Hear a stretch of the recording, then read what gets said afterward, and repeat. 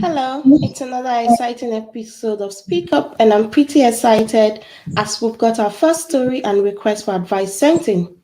If you want to tell us a story, please feel free to get in touch with me by sending an email to info@fatcorner.org or through a direct message on our Facebook page at fatcorner.org.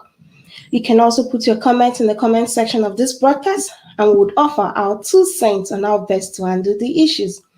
As you know, Speak Up is a program that deals on handling emotional and psychological issues that are facing us in the world and in Africa in particular. I am your host, I'm Kimi Episine Oguniye.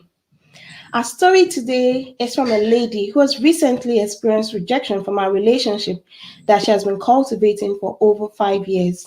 And this has also come at the same time that she has experienced rejection from a job that she has applied for. She's currently feeling at her lowest, do not know how to go on as she has been job hunting for a while, and it is one rejection after the other, and she really needs help.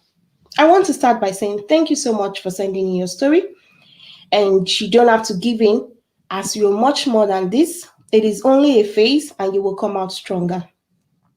Today, I'll be speaking on how to deal with rejection and come out stronger. We have previously spoken on resilience in our Every Voice Matter webinar. If you haven't seen that, then please go watch that talk as this builds on that conversation on resilience. Rejection hurts. There's really no way around it. The thing is, as humans, we want to belong and to connect with something or someone, especially people we care about. Feeling rejected by those people and believing that you are not wanted, whether it's a job, it's in a relationship, dating, or friendship, isn't a pleasant experience. The pain can cut pretty deep too. In fact, rejection appears to activate the same region in the brain that physical pain does.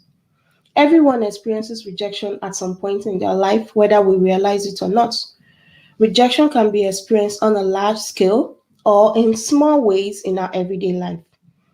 While rejection is typically a part of life, some types of rejection may be more difficult to cope with than others. Like I said earlier, as humans, we desire social contact and we crave acceptance from the society. Being rejected can incite some negative feelings and emotions. Some of those negative feelings, psychological effects of rejection are trauma, depression, pain response. I said earlier that we could actually feel physical pain because the brain responds in the same way as when we have social pain as though when we have physical pain, anxiety, and stress. But fearing rejection can hold us down from taking risk and achieving our goals. Fortunately for us, it is absolutely possible to work through these mindsets with a bit of work. So, how do we handle rejection? How can we overcome rejection? First and foremost, acknowledge the event and accept it that it's painful. It's a common experience, and pain and stress are the normal response. Accept the pain. It's meant to come. Next thing you need to do is validate your feelings. No one can tell you how you're supposed to feel except you. Express how you're feeling verbally to yourself and to others. This can help to clarify the event and help you to understand why you're rejected. The other thing I like to say is express your emotions as best as you can. Some people will say, "Oh no, don't cry. You don't have to cry. You cry if you have to cry. Talk about it. Scream. Do whatever will make you feel a little bit better. However, I need you to avoid dwelling on the event, as this can lead you to self-blame and may make it difficult to move forward after being rejected." The most important thing I want to say is look for a learning opportunity. It may not seem like it right away, but rejection can provide opportunity for self-discovery and growth. Let me give you an example. For the case of the job that you did not get, take a second look at your CV to brush up on one skill or the other, to learn a new software. You might decide that you need to rewrite your CV, tweak it a little bit to make it better. All of that are the opportunities that you can learn from that rejection. It can help you grow yourself better. Or look at the interview process you've gone through. Learn from your shortfalls. How have I answered that question? Is there any way to have answered it better? Instead of dwelling on that rejection, focus on how to improve your skills for the next job. When it comes to romantic rejection, review what exactly are you seeking in a partner? Where did things begin to go wrong in that relationship? What were your shortcomings? It's always easy to put it on the other person, but what were your shortcomings? That is what you need to focus on. What were your strengths? Because when you begin to understand these things, you are able to put that in the next relationship and get a better fit for yourself. The next thing you need to do is remind yourself of your self-worth. Use facts to understand your rejection. Rejection is often simply a case of needs not matching up. At that stage, your relationship with that person, it's not matching up right now. You need to move on. You're not a useless person, you just don't fit. That job you've applied for and you didn't get, it's not because you're dumb, you just don't fit. So, no, remind us of yourself of your self worth, and that would help you go forward. Avoid self blame and negative thoughts. Build your self confidence and your self worth. Try these simple examples. Write out 3 times that you have been proud of yourself. Write out 10 qualities about yourself that are good. You could say, oh, I have a lovely smile. Oh, I got an A in this course. I'm intelligent. Oh, I graduated with this. Oh, I have a beautiful leg. I have a beautiful teeth. Write things down. Remind yourself of your self-worth. Remind yourself what you have to offer that job. That would help you to know who you are and move forward in the next job. Keep things in perspective. If you're more sensitive to rejection and you spend a lot of time worrying about it, you might imagine a lot of worst case scenarios. Before you know it, you're spiraling into a lot of what ifs and personally writing away your future. This type of negative spiral is not good, it's not realistic, and it would not help you. But instead, keep things in perspective. Give yourself a couple of actionable backup plans, coming up with counter arguments to some of your fears. That is how you keep things in perspective. The next thing is to figure out what really scares you about that rejection. Exploring what is really behind your rejection help you address the specific worry.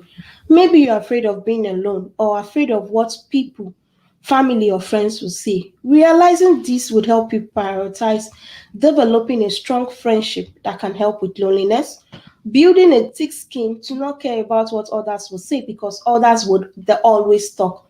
So, not to focus on what others will say. Or maybe you're worried that as you're being rejected in that job, you become financially insecure and you don't have a plan B. That's good. Knowing that helps you to outline possible backup strategies. Take that little odd job here and there. Little jobs here and there you can still do that would help you put food on your table as you target for that big job that you deserve. The other thing is to face your fear. If you do not put yourself out there, surely you would not experience rejection. However, you probably would not experience success.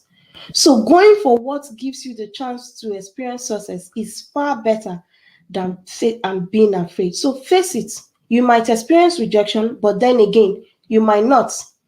Put on your best clothes, start dating again, put your CV together, apply for another job. In fact, apply for a higher paying job. Remember, you are worth much more. Reject negative self talk. I've said it before. It's easy to fall into that pattern of self criticism after experiencing rejection. Oh, I'm not good enough. I talk too much. All of that is not sin. Instead, make yourself remind yourself of your self worth, like I said. Encourage yourself. If you believe that someone rejects you because you're not good enough, this will stop you from moving forward. But instead, tell yourself what you would have told someone else who is in that situation. Practice self compassion. The other thing is to lean on your support network. You need to spend time with people who care about you. This will reinforce your knowledge that you are wanted, that you are good. A good support network would help you, offer you encouragement to move on. Look for those who really love you and connect with them. The final thing I want to say is talk to a professional. I know this is not something we like doing in Africa, but it is helpful, and there are professionals out there that can help. It doesn't mean you're crazy if you talk to a therapist. It doesn't mean you're weak when you talk to a psychologist.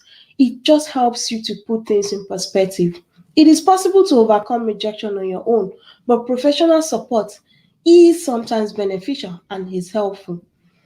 Engage in physical activity, as exercise often relieves the pain of rejection. The bottom line is rejection can sting and make you doubt yourself, but fearing it may limit you, preventing you from experiencing much of what life has to offer. Choose to look at rejection as an opportunity for growth instead of something you can't change, and instead help you feel down.